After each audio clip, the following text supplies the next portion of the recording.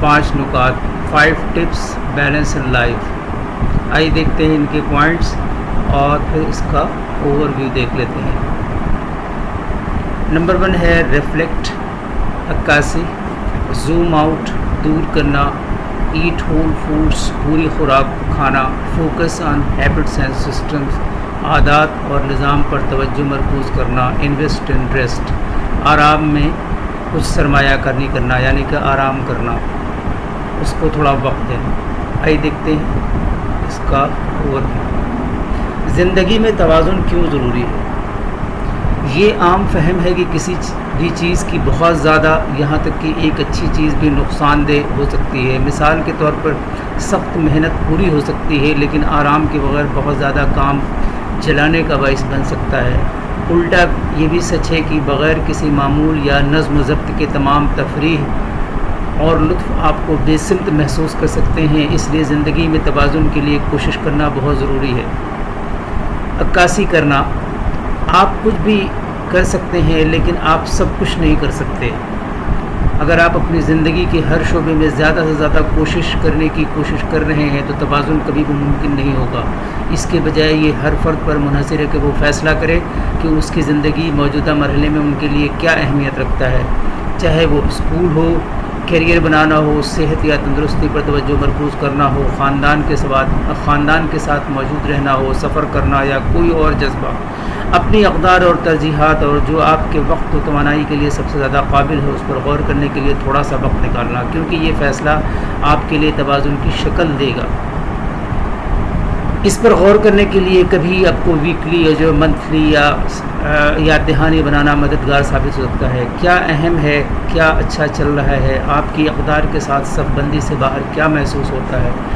جب ایک پاؤں پر کھڑے ہوتے ہیں تو آپ محسوس کر سکتے ہیں کہ آپ کے عضلات آپ کو متوازن رکھنے کے لیے مائکرو ایڈجسٹمنٹ کرتے ہیں۔ اسی طرح زندگی میں توازن ایک ایسی چیز ہے جس کے لیے آپ کے مقاصد، ضروریات اور حالات کی تبدیلی کے ساتھ ہی مسلسل تبدیلیوں اور ایڈجسٹمنٹ کی ضرورت ہوتی ہے۔ نمبر 2 ہے زوم آؤٹ، بیلنس وجود کی حالت یا پیداواری ہیکس کی فہرست نہیں بلکہ دماغ کی حالت ہے۔ کسی بھی دن بیرونی واقعات آپ کے توازن کو ختم کرنے کی دھمکی دے سکتے ہیں۔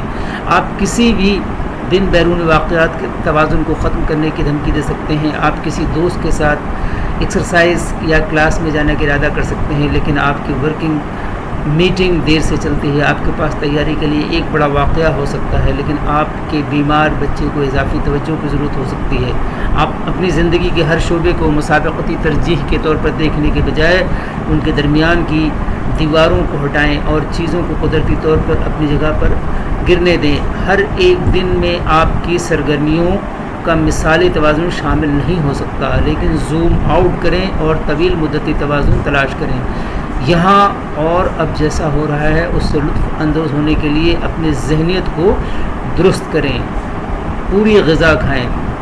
خوراک ایک ایسا علاقہ ہے جہاں بہت سے لوگ عام طور پر توازن کے ساتھ جدوجہد کرتے ہیں۔ جس طرح آپ کے جسم کی ضروریات کا احترام کرتے ہوئے تفریحی کھانوں، سماجی سرگرمیوں سے لطف اندوز ہونا ہو سکتا ہے، لطف اندوز ہونا مشکل ہو سکتا ہے، اسی طرح جنونی بنے بغیر صحت مند کھانوں پر توجہ مرکوز کرنا بھی مشکل ہو سکتا ہے۔ جبکہ خاص خوراک اور ٹریکنگ کچھ لوگوں کے لیے مفید ٹولز ہو سکتے ہیں، خاص طور پر وہ لوگ جو صحت کی منفرد ضروریات رکھتے ہیں، وہ غیر پائیدار اور غیر متوازن ہو سکتے ہیں۔ عادات اور نظام پر توجہ دیں۔ قدیم یونانی شاعر آرکیولوجسٹ کے الفاظ میں ہم اپنی توقعات کی سطح پر نہیں بڑھتے، ہم اپنی تربیت کی سطح پر گر جاتے ہیں۔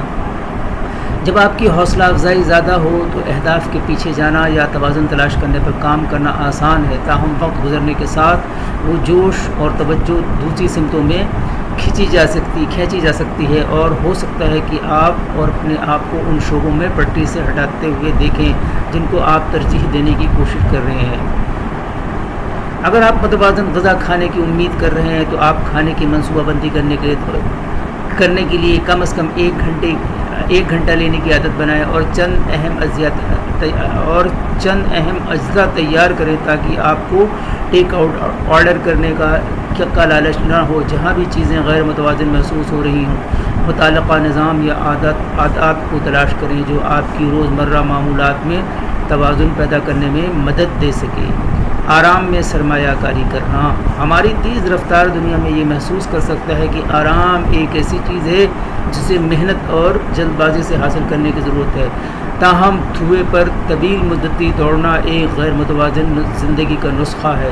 یہ آپ کے نقطہ نظر کو آرام کے بارے میں سوچنے کی طرف آپ کی فلاح و بہبود میں ایک سرمایہ کاری کے طور پر تبدیل کرنے میں مددگار ثابت ہو سکتا ہے، جو آپ کو اپنی زندگی کے ہر دوسرے شعبے میں ادائیگی کو دیکھنے کے لیے مستقل طور پر کرنے کی ضرورت ہے. نیند متوازن مزاج، ہارمونز، توانائی اور پیداواری صلاحیت کو برقرار رکھنے کے لیے بالکل لازمی ہے.